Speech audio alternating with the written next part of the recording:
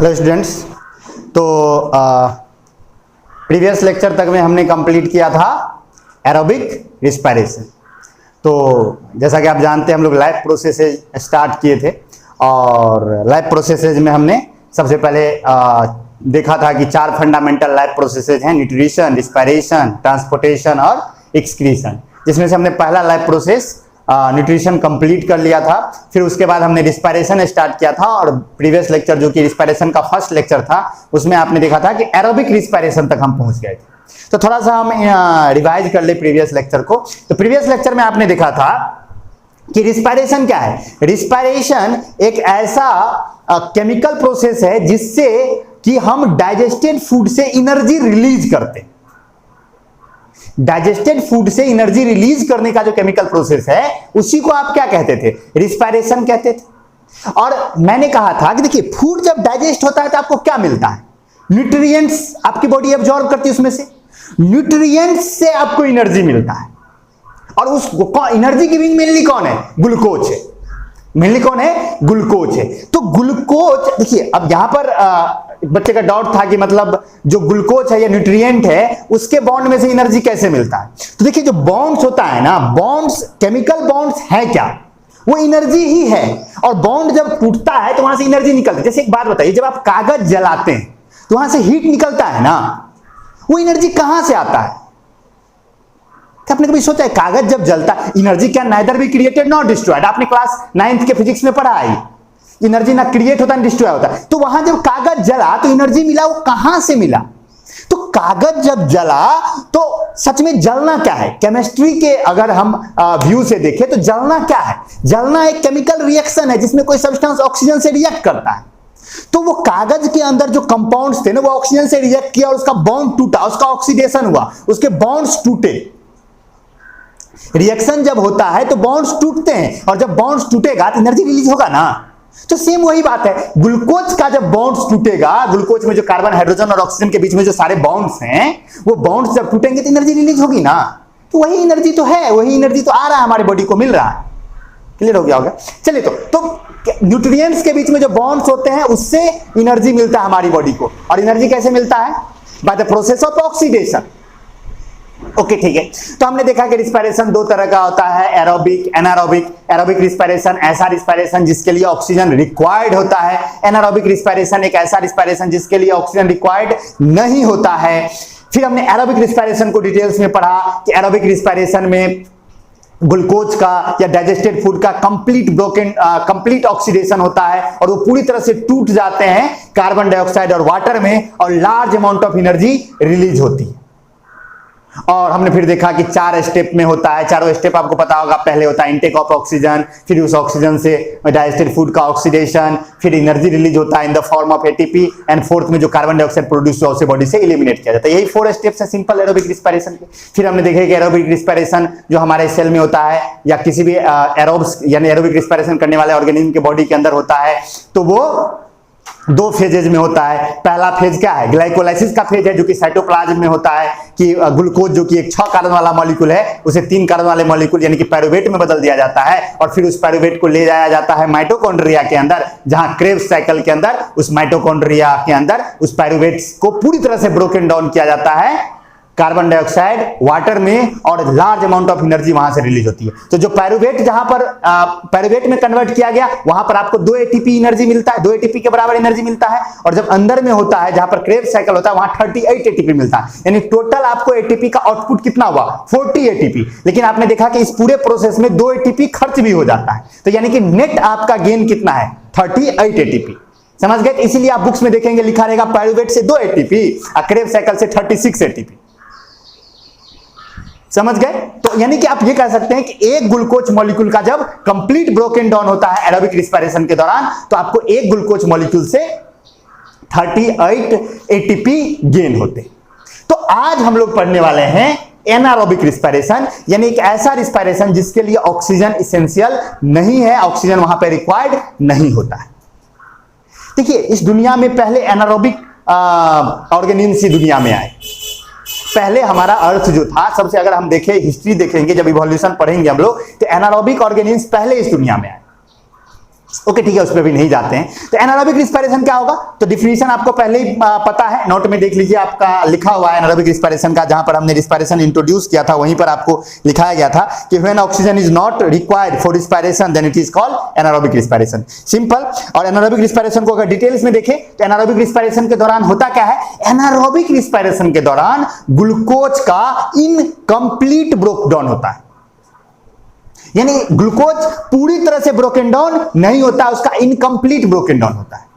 तो देखिए नोट में लिखा हुआ है कि during anaerobic respiration incomplete broken down of glucose takes place and in comparison of aerobic respiration much less amount of energy is produced, यानी ग्लूकोज पूरी तरह से ब्रोकन डाउन नहीं होता है, उसका इनकम्प्लीट ब्रोकन डाउन होता है, और बहुत, अगर एरोबिक रिस्पायरेशन की तुलना में देखोगे तो यहां एटीपी जो बनता है बहुत कम मिलता है, एनर्जी आपको बहुत कम मिलता है।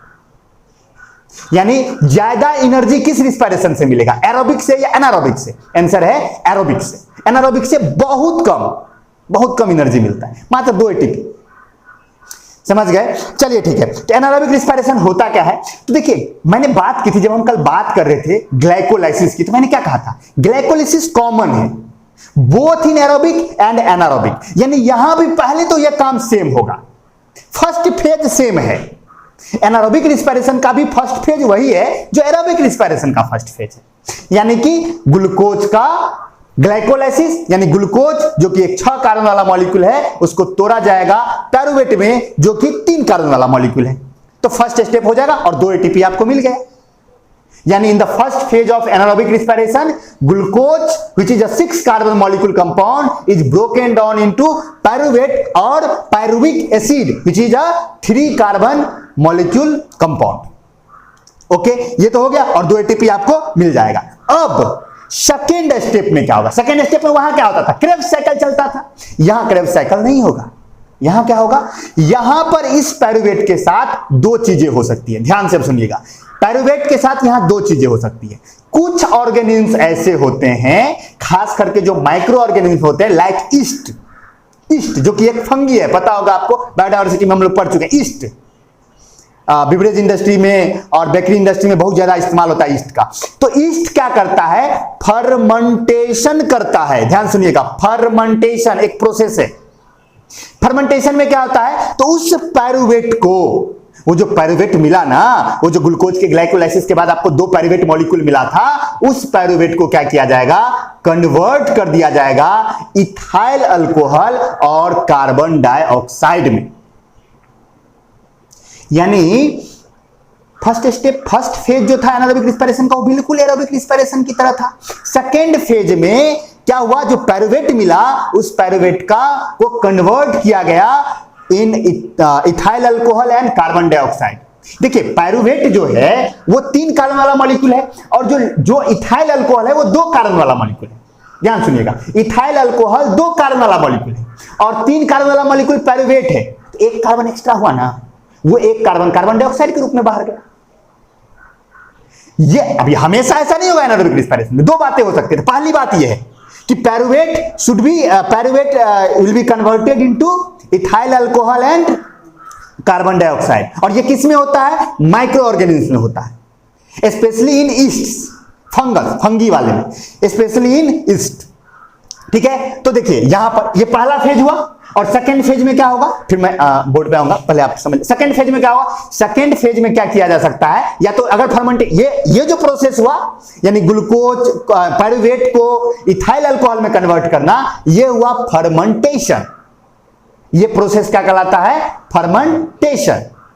तो फर्मेंटेशन कौन करता है, माइक्रो ऑर्गेनिज्म, स्पेशली ईस्ट। या नहीं तो क्या हो सकता है, या नहीं तो ये हो सकता है कि इस पायरुवेट को कन्वर्ट कर दिया जाए लैक्टिक एसिड में। यानी 2 बातें हो सकती हैं, फर्स्ट इज ग्लाइकोलाइसिस, और ग्लाइकोलाइसिस के बाद, यानी कि अगर हम एनारोबिक रिस्पायरेशन को एक डायग्राम से बताना चाहे तो आप देखिएगा जरा सा, आपको समझ में आएगा कि सबसे पहले आपके पास क्या था, ग्लूकोज था। ग्लूकोज का क्या हुआ, सबसे पहले ग्लाइकोलाइसिस हो गया और आपको क्या मिल गया, 2 पायरुवेट मिल गया, 2 पायरुवेट मिल गया। ग्लूकोज का क्या हुआ बाबू, ग्लाइकोलाइसिस हो गया। ग्लूकोज का ग्लाइकोलाइसिस हो गया, ये कहां हुआ? In cytoplasm. बिल्कुल पता है आपको ग्लाइकोलाइसिस कहां होता है? साइटोप्लाज्म में होता है। तो पायरुवेट, अब यहां से दो रास्ते खुल सकते हैं, या तो एक रास्ता इधर जा सकता है और एक रास्ता इधर जा सकता है। ये जो रास्ता होगा वो फर्मेंटेशन का रास्ता है, फर्मेंटेशन, ये फर्मेंटेशन का रास्ता है। और ये कहां होगा? इन माइक्रो ऑर्गेनिज्म, इन माइक्रो ऑर्गेनिज्म, और स्पेशली किसमें? Specially in east. आप याद रखिएगा सीबीएसई बोर्ड के लिए कि ईस्ट में मेनली ये होता है। तो ये फर्मेंटेशन होगा और ये कन्वर्ट हो जाएगा किसमें? इथाइल अल्कोहल में,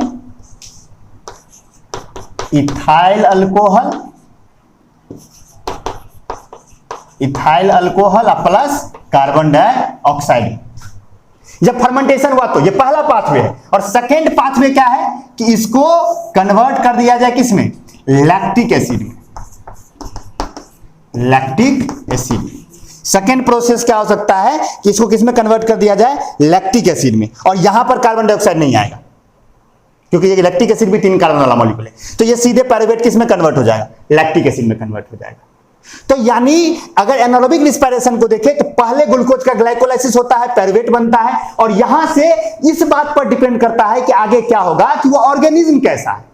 अगर वो ऑर्गेनिज्म ईस्ट है या माइक्रो ऑर्गेनिज्म है और वो एनारोबिक रिस्पायरेशन करेगा तो वो फर्मेंटेशन कर देगा और आपको इथाइल अल्कोहल और कार्बन डाइऑक्साइड में कन्वर्ट कर देगा पायरुवेट को। और अगर ये इधर का रास्ता पकड़े, जैसे हम लोग भी इसमें आते हैं, हमारे बॉडी के अंदर भी एनारोबिक रिस्पायरेशन होता है।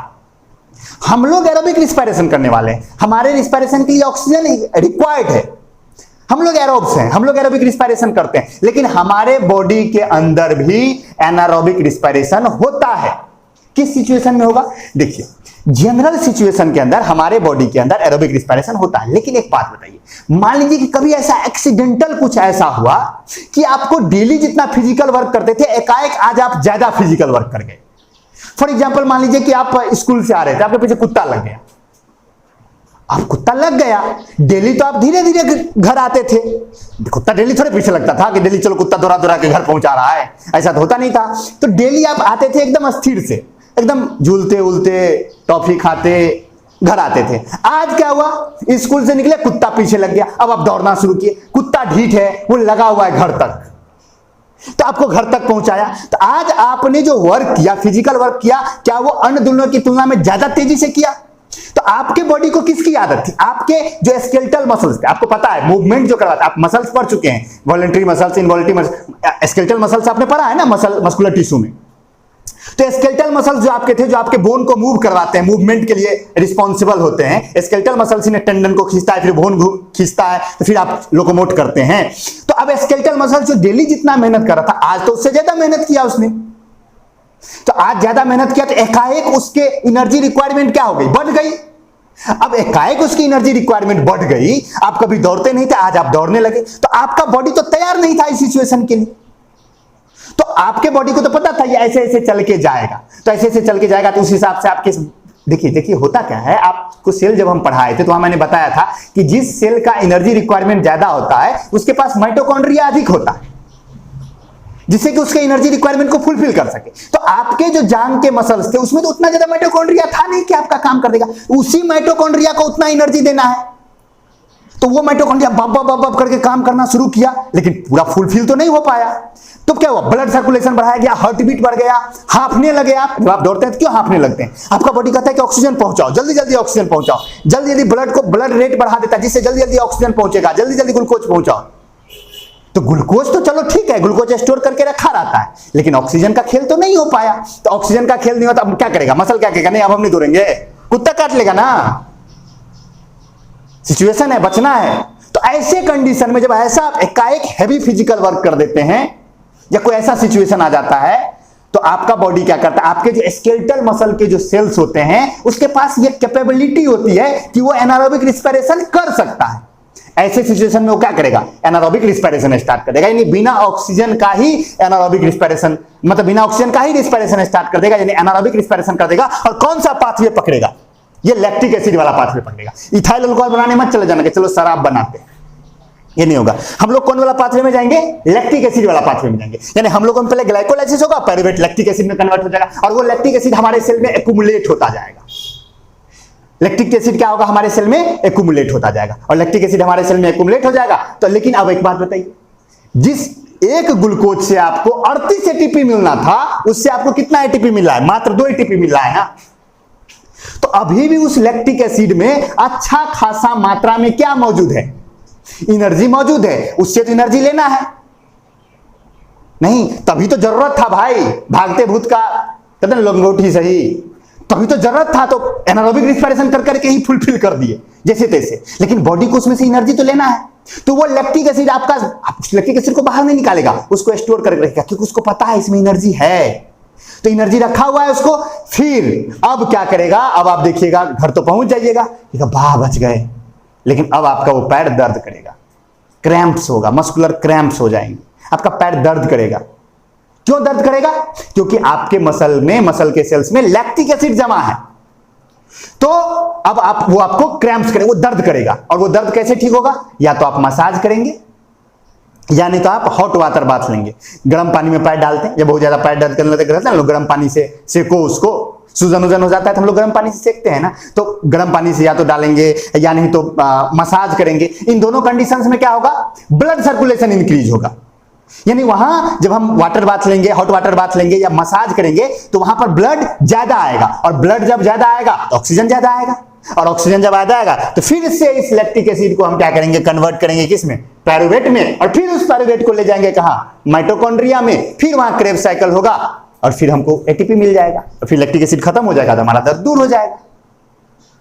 तो ये सिस्टम है, आया समझ में? तो हमारे बॉडी के अंदर भी एनारोबिक रिस्पिरेशन होता है जब हम सडनली कोई हैवी फिजिकल वर्क करते हैं। इसीलिए देखना, कोई आदमी जो कभी जिम नहीं गया था, नया नया जोश चढ़ा, चलो बॉडी बनाते हैं, आज गया, पहला दिन गया रहता है, एनर्जी ज्यादा रहता है, खूब डंबल उम्बल मारा, एकदम तोड़ दिया, अगले दिन पता चला हाथ भी नहीं उठ रहा है। क्यों? क्योंकि भाई तू इतना मेहनत कर दिया, लैक्टिक एसिड भरा हुआ है तेरे में। अब लैक्टिक एसिड भरा हुआ है, बॉडी को मौका मिलेगा तब ना, समझ रहे हो ना? एकाएक हैवी फिजिकल वर्क करोगे तो क्या करेगा बॉडी? बॉडी तैयार थोड़े था। हाँ, तुम जाओ पहले एक दिन हल्का फुल्का मारो, धीरे धीरे आदत बढ़ाओ, तो तुम्हारा बॉडी क्या करता है? धीरे धीरे बॉडी जो होता है वो आपके सिचुएशन के हिसाब से वो समझता है कि मेरा नीड क्या है, उसके हिसाब से वो जमा करता है चीजों को। वो माइटोकॉन्ड्रिया के नंबर को बढ़ा देगा। हम लोगों के जांघ के सेल में, या हम लोग के जो हमारा जो सेल्स है, हमारे जो स्केलेटल मसल्स के सेल होंगे जांघ के या हमारे बाइसेप्स के, ट्राइसेप्स के, उसमें जो माइटोकॉन्ड्रिया का नंबर होगा वो उसेन बोल्ट की तुलना में बहुत कम होगा। क्योंकि उसेन बोल्ट डेली दौड़ता है, तो वो डेली दौड़ता है तो उसके सेल को पता है कि डेली दौड़ेगा, तो माइटोकॉन्ड्रिया बढ़ा दो, ग्लूकोज स्टोर करके रखो, उस सिचुएशन के हिसाब से वो जमा करके रखा है, तो वो दौड़ सकता है। लेकिन तू सोचेगा पहला दिन हम गए, हम उसेन बोल्ट बन जाए, तो भाई कैसे होगा? तुम्हारा सेल तैयार नहीं है उस सिचुएशन के लिए ना, माइटोकॉन्ड्रिया का नंबर नहीं है ना उस तरह से ना, समझ रहे हो ना? तो वैसा जब तुम करोगे तो सेल के पास मजबूरी होगी, तू तो लग गया, तो लगा हुआ है, तो लग गया, तो अब क्या करेगा सेल? तुमको रोकेगा थोड़े, सेल कहेगा चलो ठीक है, एनारोबिक करके तुमको पुराते हैं, बैंड तो हमारा थोड़े बजेगा, तुम्हारा ही बजेगा कुछ देर के बाद। तो फिर जो है सो वो दर्द करेगा, मस्कुलर क्रैम्प होगा, फिर जो है सो फिर वही या तो मसाज कीजिए या हॉट वाटर बाथ लीजिए। फिर लेकिन आप अगर रेगुलर करते रह गए 10 दिन, 15 दिन, 20 दिन, तो क्या होगा? आपकी बॉडी को पता चल जाएगा गधा आप डेली करेगा। अब डेली करेगा तो ठीक है, तैयारी शुरू कर दो, तो तैयारी शुरू कर दिया तो आपकी बॉडी के अंदर माइटोकॉन्ड्रिया बढ़ जाएगा। तो फिर आप जब नहीं कीजिएगा तब दर्द करेगा। अब आप डेली जिम जाना शुरू कीजिए, किसी दिन नहीं जाइएगा तब दर्द करने लगेगा, बॉडी कहेगा क्यों नहीं किया आज, समझ रहे हो ना? तो ये होता है खेल। तो देखिए एक बार नोट पढ़ के हम लोग देख लेते हैं, बहुत सी बात देखी हमने अभी, तो क्या क्या बात करते हैं। तो देखिए दो पाथवे खुला। फर्स्ट पॉइंट लिखा गया है, in micro organisms specially in yeast anaerobic respiration takes place and glucose is broken down into ethyl alcohol and carbon dioxide. यानी ग्लूकोज को तोड़ा गया इथाइल अल्कोहल और कार्बन डाइऑक्साइड में, स्पेशली किसमें? ईस्ट में। इन सर्टेन बैक्टीरिया, कुछ ऐसे बैक्टीरिया होते हैं, in certain bacteria and parasitic worms. Parasitic worms आपको पता होगा, प्लेटीहेलमिन्थेस और एस्केलिमेंथिस के जो मेंबर्स थे वो पैरासिटिक वर्म्स थे। तो एस्केलिमेंथिस और प्लेटीहेलमिन्थेस के मेंबर और कुछ बैक्टीरिया और हमारे बॉडी के स्केलेटल मसल्स, ये सब कुछ ऐसे हैं, स्केलेटल मसल के सेल्स ये ऐसे हैं जो ये वाला पाथवे लेते हैं, पायरुवेट को किसमें कन्वर्ट करते हैं? लैक्टिक एसिड में। यानी ये ग्लूकोज को तोड़ते हैं किसमें, लैक्टिक एसिड में। लेकिन यहां देखिए, यहां कार्बन डाइऑक्साइड रिलीज नहीं हुआ। इन दोनों पाथवे में मेन डिफरेंस यही है, यहां पर पायरुवेट कन्वर्ट हुआ इथाइल अल्कोहल में, यहां पे पायरुवेट कन्वर्ट हुआ लैक्टिक एसिड में। लेकिन यहां पर एक एक्स्ट्रा प्रोडक्ट है कार्बन डाइऑक्साइड, यहां पे कार्बन डाइऑक्साइड प्रोड्यूस नहीं हुआ। समझ गए ना? यही रीजन है ना कि जो ब्रेड उरेड या छोला भटूरा सब बनाने वाला होता है वो ईस्ट पाउडर क्यों मिलाता है। जैसे कि रात में जब उसमें डाल देगा तो क्या होगा, कार्बन डाइऑक्साइड प्रोड्यूस करेगा, और वो कार्बन डाइऑक्साइड जब निकलेगा तो वो क्या करेगा, वो आटा को फुला देगा पूरी तरह से। ओके ना? तो ये देखिए, तो इन certain bacteria and parasitic worms glucose is broken down into lactic acid without using oxygen and without forming carbon dioxide, यानी बिना ऑक्सीजन का यूज किया और बिना कार्बन डाइऑक्साइड बनाए। तो ये पाथवे इधर हो गया, ये वाला पाथवे लैक्टिक एसिड वाला पाथवे। और हमारा जो स्केलेटल मसल है, skeletal muscles of human body can also perform anaerobic respiration when they do not have sufficient oxygen, यानी जब उनके पास sufficient नहीं ऑक्सीजन नहीं होगा तो वो क्या कर सकते हैं, एनारोबिक रिस्पिरेशन कर सकते हैं। अभी हमने तुरंत बात की, when anaerobic respiration occurs in skeletal muscle cells then lactic acid is formed, lactic acid बनता है, and this lactic acid get accumulated in the muscles, किसमें एक्यूमुलेट हो जाता है, मसल्स में एक्यूमुलेट हो जाता है। This accumulation of lactic acid causes muscular cramps, यानी कि हमारा मसल्स दर्द करेगा, causes muscular cramps. We get relief, यानी हमें उससे रिलीफ चाहिए, तो we get relief from muscular cramp by taking a hot water bath, या तो गर्म पानी से करके कर सकते हैं हॉट वाटर बाथ, और बाय मसाज, यानी मसाज करके या हॉट वाटर बाथ से, because both improve the blood circulation in the muscles, यानी दोनों में से कुछ भी करोगे तो तुम्हारे मसल्स में ब्लड सर्कुलेशन बढ़ेगा, ब्लड सर्कुलेशन बढ़ेगा तो ऑक्सीजन बढ़ेगा, ऑक्सीजन बढ़ेगा तो तुम्हारा लैक्टिक एसिड फिर से कन्वर्ट कर लिया जाएगा किसमें, पायरुवेट में, और पायरुवेट में ले जाके कर लिया जाएगा। तो अभी से आपको एनारोबिक रिस्पिरेशन पूरी तरह से समझ में आया होगा। अब है हमारा अब अगला टॉपिक है रिस्पिरेशन इन प्लांट्स, तो उसे हम नेक्स्ट लेक्चर में कंटिन्यू करेंगे। तो अभी तक आपने रिस्पिरेशन समझ लिया कि क्या है, एरोबिक रिस्पिरेशन समझ लिया, एनारोबिक रिस्पिरेशन समझ लिया, एरोबिक रिस्पिरेशन का पाथवे क्या है, कैसे होता है, एनारोबिक रिस्पिरेशन का पाथवे क्या होता है, कैसे होता है, आपको पूरी तरह से समझ में आया होगा। नोट्स कंप्लीट कर लीजिए यहां तक का पूरी तरह से। नेक्स्ट जो लेक्चर अपलोड होगा उसमें हम रिस्पिरेशन इन प्लांट्स पे बात करेंगे, और फिर एक दिन में रिस्पिरेशन इन प्लांट हो जाएगा। फिर हम लोग रिस्पिरेशन इन एनिमल्स में चलेंगे, वो लंबा सा टॉपिक होगा। ह्यूमन का रिस्पिरेशन भी उसमें आएगा, और फिर उसके बाद ये भी खत्म हो जाएगा। और इसके बाद आपको पता है कि 2 लैब प्रोसेसेस और बचा हुआ है, ट्रांसपोर्टेशन और एक्सक्रीशन। एक अच्छा खासा लंबा टॉपिक है लैब प्रोसेस, तो कोई ऐसा नहीं है, चलने देते हम लोग। और देखिए जिस हिसाब से लॉकडाउन का क्या होता है, उसके बाद हम लोग क्लास भी स्टार्ट करेंगे। उसके लिए नहीं, आप लोग लेकिन कंटिन्यू कीजिए, नोट्स लेक्चर पूरी तरह से तैयार रखिए। और आपको पता ही है ट्यूशन खुलते ही एमसीक्यू के लिए प्रिपेयर्ड रहेंगे आप लोग, कि मल्टीपल चॉइस क्वेश्चन में पहला टेस्ट होगा और फिर जो रेगुलर टेस्ट होता है उसके लिए, और पहले ही दिन नोट्स चेक करेंगे। तो नोट्स तो बाबू बना ही रहना चाहिए। Okay, thank you, see you soon, bye bye, take care.